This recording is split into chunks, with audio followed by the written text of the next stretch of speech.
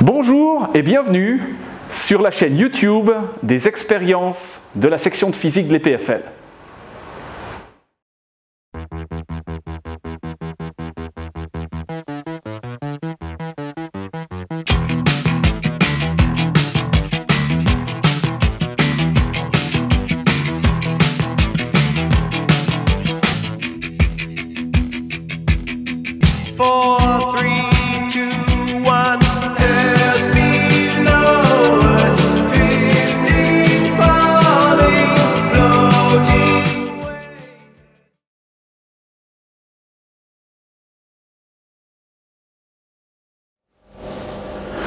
Bonjour, aujourd'hui on va parler ensemble de chaos.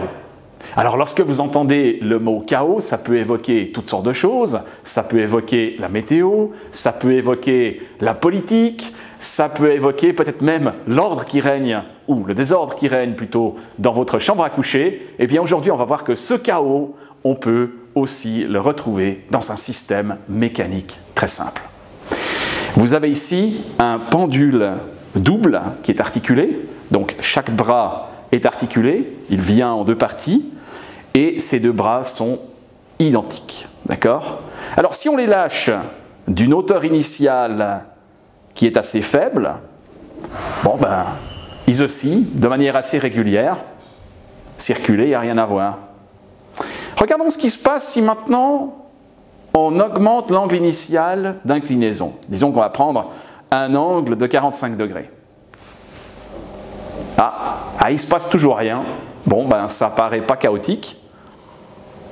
Alors regardons maintenant ce qui se passe lorsque l'angle initial est plus important. Prenons un angle initial qui est un angle de 90 degrés à peu près. On voit qu'ils oscillent toujours encore de manière parfaitement synchronisée comme c'était le cas auparavant. Si maintenant on prend un angle initial qui est un angle obtus, prenons un angle ici de 135 degrés à peu près, regardons ce qui va se passer. Mais c'est assez fantastique. Vous voyez que le mouvement des deux pendules se fait de manière complètement désynchronisée.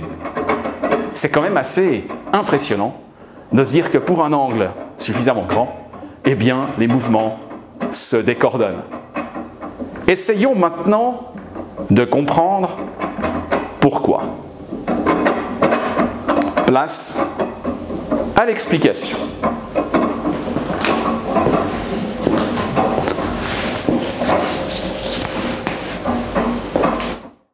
Place maintenant à l'explication.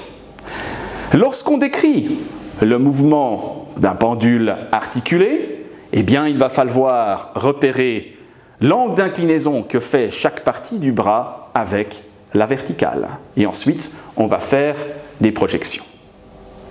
Ces projections vont faire intervenir les fonctions trigonométriques des angles d'inclinaison des parties du bras par rapport à la verticale. On aura des sinus et des cosinus de ces angles. Alors, lorsqu'on a un mouvement qui se fait avec un petit angle, on va pouvoir faire un développement limité de ces angles de bas ordre. Et si on fait ceci, on a un comportement dans les équations qui décrivent le mouvement qui est un comportement complètement linéaire. C'est-à-dire que tout se passe de manière harmonieuse, régulière, il n'y a pas de chaos. Si maintenant l'angle initial est suffisamment important, ce développement qui donne lieu à des équations du mouvement linéaire ne sera plus une bonne approximation du mouvement. Il faudra tenir compte de termes de plus haut ordre. Si on fait ceci, on a des longues linéarités qui apparaissent dans les équations du mouvement, Et vous savez très bien que lorsque vous avez des fonctions carrées, vous avez des fonctions quartiques, vous pouvez avoir des solutions négatives ou positives, Il y a plusieurs solutions possibles, Et donc, on a des phénomènes qui interviennent, qui sont des phénomènes de bifurcation, Et on ne va plus pouvoir prédire l'évolution à grand temps du système.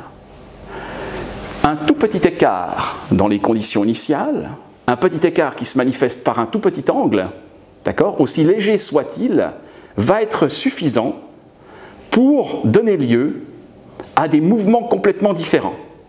D'accord? C'est ça, la sensibilité extrême aux conditions initiales. D'accord? Ces petits écarts d'angle initial vont croître exponentiellement et donc, si on lâche les deux pendules dans une position initiale qui est quasiment la même mais pas tout à fait, eh bien, ces tout petits écarts croissent exponentiellement et très rapidement, les mouvements se désynchronisent. C'est donc du chaos qu'on retrouve avec un système mécanique très simple. Vous voyez, c'est époustouflant. C'est tellement chaotique, vous avez même le serre-joint qui est tombé. Voilà, j'espère que je n'ai pas trop semé le chaos dans votre esprit.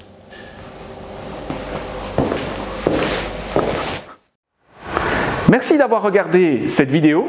N'oubliez pas de vous abonner à cette chaîne et de mettre un pouce bleu. Et cliquez ici pour d'autres expériences.